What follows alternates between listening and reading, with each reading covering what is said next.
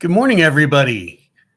This is Bryan Barlow. I am one of Wicklander's law enforcement instructors, and I'm here this morning coming to you from Chicago, Illinois, where I'm going to be talking a little bit about cognitive load theory this morning.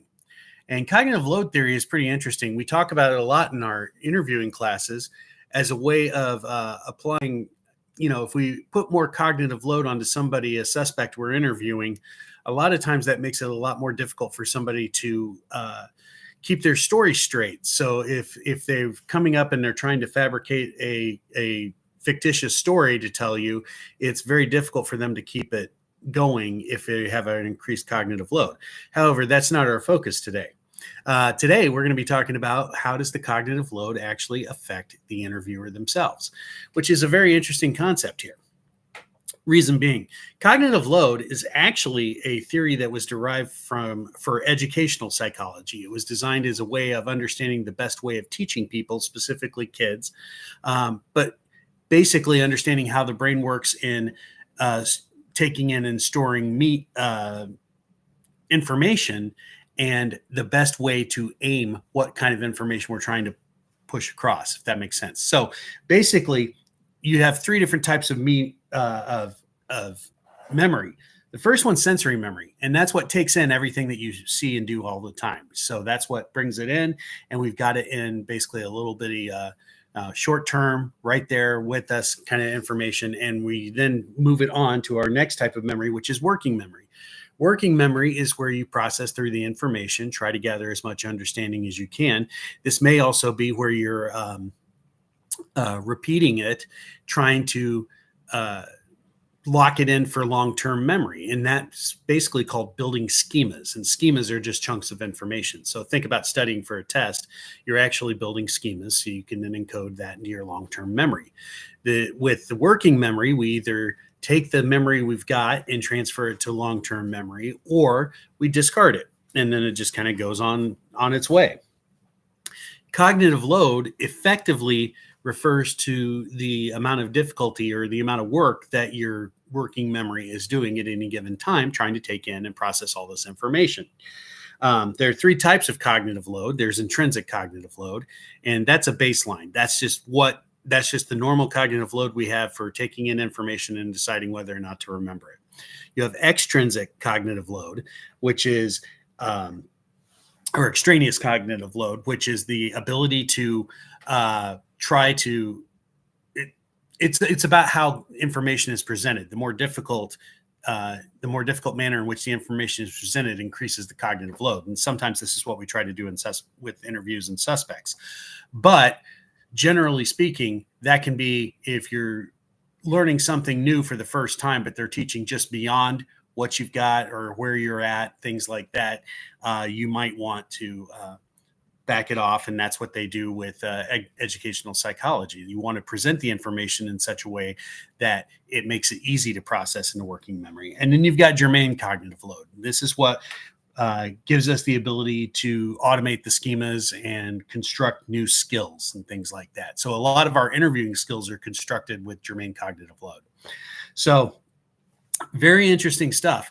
And there were a couple of experiments that we looked at that were kind of interesting as far as cognitive load on the interviewers. Now, I will say this, these seem like they're pretty basic experiments, but if you think about it, not that many people do a lot of research on investigative interviewing or investigative interviewers. So, I mean, that's one of the reasons why some of this seems like it's not, it may seem a little bit common sense, but this is the first time we're actually getting academic research to back it up. So it's kind of it's a really good thing. So both of these studies actually came from the United Kingdom. And it seems like a lot of the investigative interviewing research goes on in the United Kingdom. But the first one was a study on the effects of cognitive load on interviewers. And in this study, they took university students and staff. And the reason they did that, and they made them the interviewers. And the reason they did that was basically to control for experience. So you didn't have to control for, well, this interviewer has 20 years of experience. This interviewer has 2 years of experience. So they took these students and staff, told them they were going to be police investigators, and they were supposed to listen to a narrative of an event by a witness. And this witness was an 8-year-old girl who was talking about a birthday party she attended. So that was pretty good. And then they were all given the same basic instructions, which let me see if I can find my instructions here.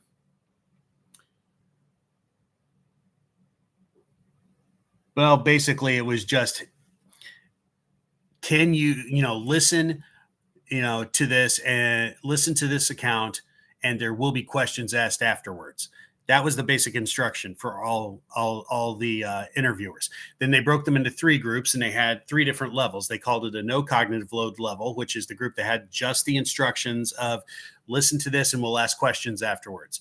Then you had the medium cognitive load group, which was told not only listen to this and there's questions afterwards, but they said listen very carefully because we want you to have a good understanding of what's going on. And then the third group was the high cognitive load, which had the 2 sets of previous instructions plus we want you to formulate questions to ask while you're doing this. And so that was pretty interesting. And what they're testing is the amount of cognitive load that interviewers take on during the course of their interviews, because there's a lot of things that we're actually looking at beyond just what we're doing in the interview. We're formulating hypotheses. We're evaluating the information we get. We trying to determine whether this is credible and reliable, things like that. So there's various other things they were doing. So basically they did this, and the general results were very interesting, but they, like I said, they were kind of what you thought. Now, interviewers were asked what their perceived cognitive load was during the interview, and there was no significant difference between the high cognitive load and medium cognitive load groups, but they were both reported that they had a higher perceived cognitive load than the no cognitive load group. With a free recall of information, there was no significance in the number of details recalled by all the groups. However, the high cognitive load and medium cognitive load groups had a lower accuracy rate than the no cognitive load groups.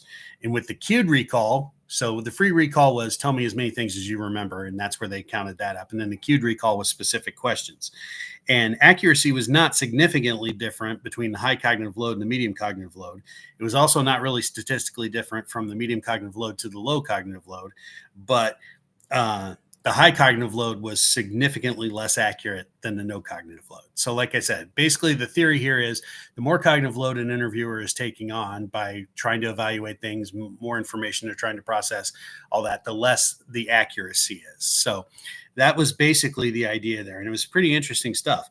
The other one we had was an impact on alertness and fatigue for interrogators. And basically what that was focused on was law enforcement, because a lot of times there's a 24-hour cycle for investigations, things like that. People do shift work. So you have midnight shift detectives and things like that. And they were basically measuring how that affected. And what they did was they had the investigators wear an actigraphic monitor. So it was monitoring sleep, alertness, things like that. It was measuring something called the sleep, activity, fatigue, task, and effectiveness. And what they basically called that is the safety model. And basically what that did is that took your levels of rest, your levels of alertness, things like that, measured it up, and gave you kind of like a alertness level throughout the course of the day. Then they also had the interviewers keep a diary of all their interviews and check and see how they self-reported how well the interviews went. And there's a couple of, and the things that they were interviewing for and they were recording was they established how well they felt they established rapport with interviewers, with the interview subject, the subject's amount of resistance, how well they felt they were able to keep their own composure, and the utility of the information that they gained during the interview. And so what they did then was when the interviewers were doing the interviews, they'd write out in their diaries and self-report how they were doing this. then the researchers would take the alertness level for the time they did the interview and start comparing them to see if there was any significance to fatigue or alertness on the interview itself. Like I said, some of these are very basic results, and some of these we probably could guess, but it was just kind of interesting. Interview outcomes tended to be better for interviewers on days when there was less fatigue. And specifically, what they were talking about was they felt like they were able to maintain their composure better and they had less resistance from subjects. Days in which investigators were more alert and had slept longer, once again, better focus and composure and less resistance in the interviews. The other thing that was kind of interesting is they said alertness didn't seem to really affect the other outcomes like developing rapport or utility of information. So that being said, it was very, very interesting there. Officers' subjective sleep quality from the night before also predicted less resistance and better composure. And so that was pretty much it. Resistance and resistance goes down. The ability of the interviewer to maintain composure and focus was better as long as they were more rested. So the long and the short of it is, like I said, this isn't, this is just the beginning of research on these subjects, but it was just kind of interesting. And if we were going to suggest anything, I think I'd suggest, lowering cognitive load by practicing your skills.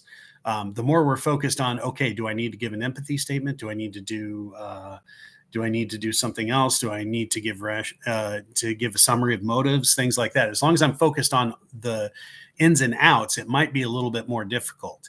The more I have that practiced and down pat, and so it's out of my head and I'm just doing this, automatically, that's going to be a lot better as far as decreasing my cognitive load, which is going to, increase my ability to recall. And also get a good night's sleep. It's definitely a good thing. Anyway, I'm going to put in the chat, we do have a handout takeaway for this. So if you found any of this interesting, I hope that you take a look at this and see if there's anything there that you'd like to look at further. I got a list of the resources and the studies in there. So good stuff. That being said, good morning, everybody. And hey, Ron, nice to see you again. Hope all is going well. And with that, I hope everybody has a fantastic weekend, and I will talk to you later.